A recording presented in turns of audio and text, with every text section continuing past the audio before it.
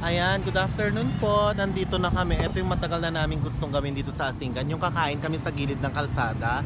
Yung may goto mami dito sa gilid ng kalsada nila.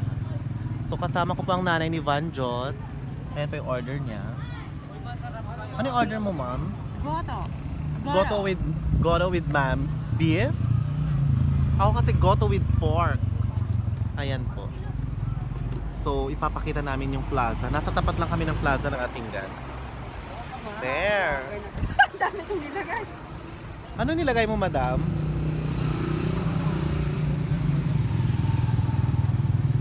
Ayan. Ano? Tapos na? Natupad ng pangarap namin kumain dito. So, here's our food. Tatakip ako ng pay kasi I just had my first. Ano? Go. Go, ma'am. Wala. Ano? I just had my first Session? Session. Nagpa-derma kasi si madam. Oh. So, be proud of your skin. So, ito po siya.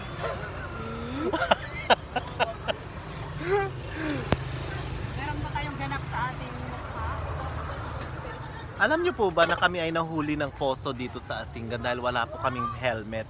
Dahil nakamotor po kami ngayon. Yan po yung ginamit namin. At dahil dyan, hinuli kami ni Kuya kanina. Yon.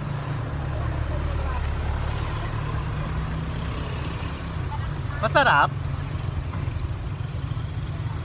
Tikman natin, ha. Parang nasa Chris TV lang tayo. Kasi si Chris, kung minsan, hindi pa niya natitikman. Ang sarap! Sarap, ma'am? Oh! Mangko nga. Yummy. Yummy. Daming mga estudyante. Hindi matatin eh. Pero walang ano kasi.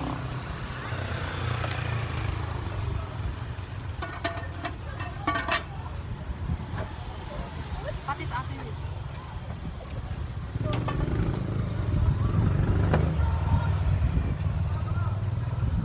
Ang sarap. Ang sarap.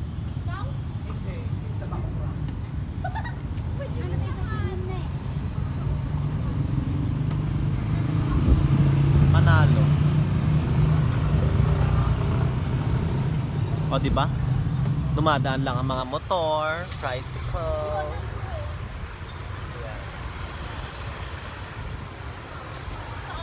Hindi kasi sili yan. Sanang makasama natin na kumain dito sila Vice Mayor Heidi, si Mayor Lopez ng Asingan, ganyan.